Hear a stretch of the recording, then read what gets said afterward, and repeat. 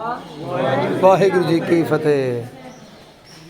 देखिए, ग्वालियर के किले पर 6 बादशाह हरगोबिंद साहब जी यहाँ आकर रहे हैं 2 साल 3 महीने।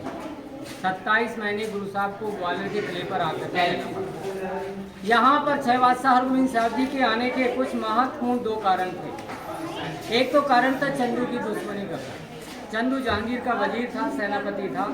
वो गुरु परिवार से दुश्मनी मानने लगा, लेकिन उसने गुरु परिवार से दुश्मनी क्यों पाली? उनकी दुश्मनी का कारण बना उनकी लड़की का रिश्ता। पहले नाई ब्राह्मण के द्वारा रिश्ते तय होते थे, तो चंदू ने अपनी लड़की के रिश्ते के वास्ते नाई ब्राह्मण को भेजा और उन्होंने हरगोबिंद साहब को पसंद किया। उन्होंने बताया कि हमने लड़का चुना है। तो उन्होंने पूछा किस परिवार से आपने लड़का को? उन्होंने बताया हमने 5 गुरु अर्जुन के पुत्र हरगोबिंद साहब। बोले का नाम वो रिश्ता नहीं हो पाएगा, क्योंकि वो परिवार छोटा, हमारा परिवार बड़ा है। ये सारी संगत को खबर हुई। संगत ने 5 गुरु अर्जुन देव से कहा कि अब दोबारा से अगर इनका रिश्ता आता है तो हम इनके रिश्ते को स्वीकार नहीं करना है, यानी मानना नहीं है। हुआ यही कि जब दोबारा रिश्ता भेजा गया तो उन्होंने मान नहीं किया। इस बात को उसे बुरा लग गया। उन्होंने गुरु परिवार से दुश्मनी रखी। दूसरा, जहांगीर भी गुरु परिवार से दुश्मनी रखता था। जहांगीर की दुश्मनी का कारण बना उसका लड़का। जहांगीर के मुंडे का नाम खुसरो था और वो पंजाब की स्टेट पर मंत्री होता था। एक बार खुसरो में और जहांगीर को में आपस में किसी बात को लेकर झगड़ा तय हुआ। जहांगीर अपने लड़के को मारने के लिए पंजाब जाता है। वो डर करके 5 गुरु अर्जुन देव जी शरण में पहुंचा। 5 गुरु अर्जुन देव जी ने मदद कर दी। इस बात का उसे बुरा लग गया। उसी दुश्मनी का बदला लेते हुए 5 गुरु अर्जुन देव जी को लाहौर में शहीद करवाया गया। 5 गुरु अर्जुन देव जी शहीदी देने के बाद जब गुरुगद्दी में 6 बादशाह हरगोबिंद साहब बैठे, ये तो महान पुरुष थे। इन्होंने असहाय लोगों की मदद करने के लिए वीड़ा चखा। ये किसी धर्म के बारे में नहीं है कि हिंदू धर्म के लिए असहाय व्यक्ति को सपोर्ट करने के लिए वीड़ा चखा। मीरी पीरी नाम से एक तलवार, एक कृपाण धारण की, एक शक्ति की, भक्ति की सेना तैयार की।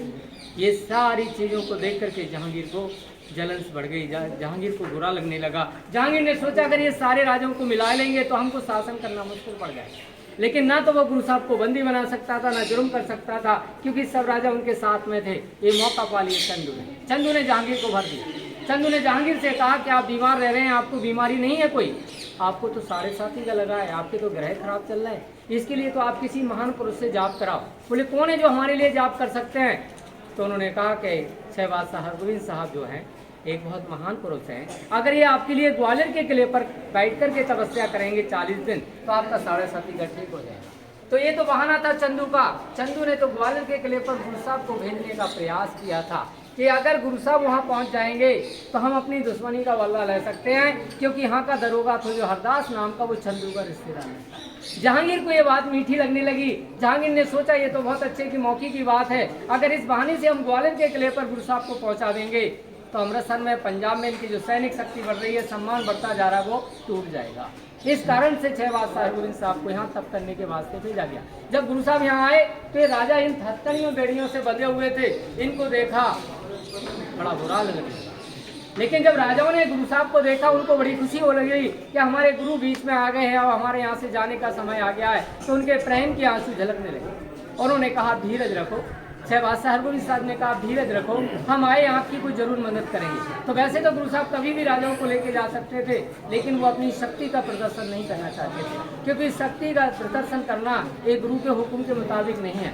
ऐसा रहते हुए गुरु साहब को 2 साल 3 महीने हो गए। जब काफ़ी समय हो गया, अमृतसर में माता गंगा जी को बड़ा दुख हुआ। उन्होंने बाबा बुड्ढा जी से कहा कि अब ग्वालियर के किले पर आप जाओ, हरगोबिंद साहब को वापस लाओ।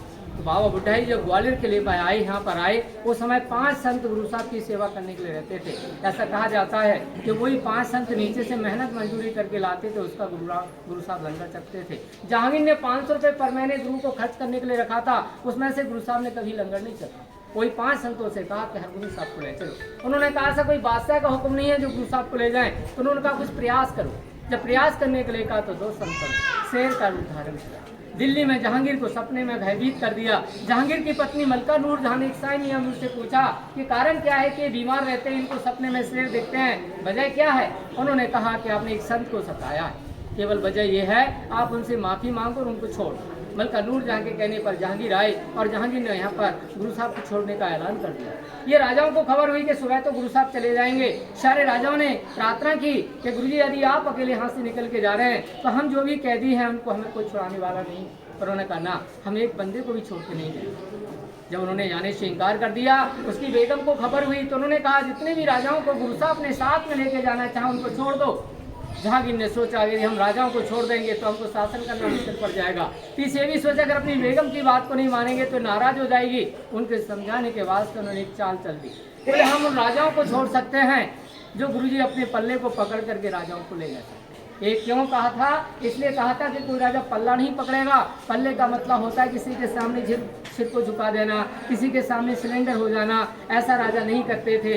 तो इसे विश्वास था कि राजा पल्ला नहीं पकड़ेंगे तो राजा नहीं जाएंगे, और राजा नहीं जाएंगे तो गुरु साहब भी नहीं जाएंगे। यदि राजा पल्ला पकड़ने के लिए तैयार होंगे तो 2, 4, 6 राजा पकड़ के निकल पाएंगे, ना कि सारे राजा निकल पाएंगे। उन्होंने कह दिया जो गुरु का पल्ला पकड़ के जाएगा उसको हम फ्री कर देंगे।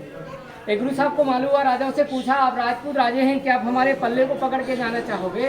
राजपूत राजाओं ने विचार किया हम किसी राजा महाराजा का पल्ला नहीं पकड़ रहे हैं, किसी आम जनता का पल्ला नहीं पकड़ रहे हैं, पल्ला तो एक संत का पल्ला पकड़ रहे हैं, गुरु का पल्ला पकड़ रहे हैं। बोले गुरु जी हम आपके पल्लों को पकड़ने के लिए तैयार।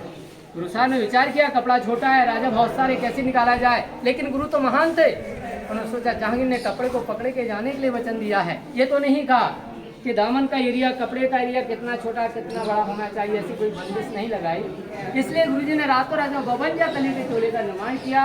उस चोले को पहना, कुर्ते को पहना गुरुजी ने, और एक एक राजा को एक एक थल्ला पकड़ा करके सारे राजाओं को कैसे छुड़ाया। उनकी यादगार में दाताबंदी छोड़ के नाम से जय जयकार हुई। दाताबंदी छोड़ के नाम से फिर गुरुद्वारे साहब बनाए गए। तो जहाँ गुरुद्वारे साहब, वहाँ पर गुरु साहब ने ईश्वर की आराधना की है, तपस्या की है, यहाँ राजाओं को उपदेश दिए हैं, और गुरु साहब इन राजाओं के साथ में रहे। सत श्री अकाल।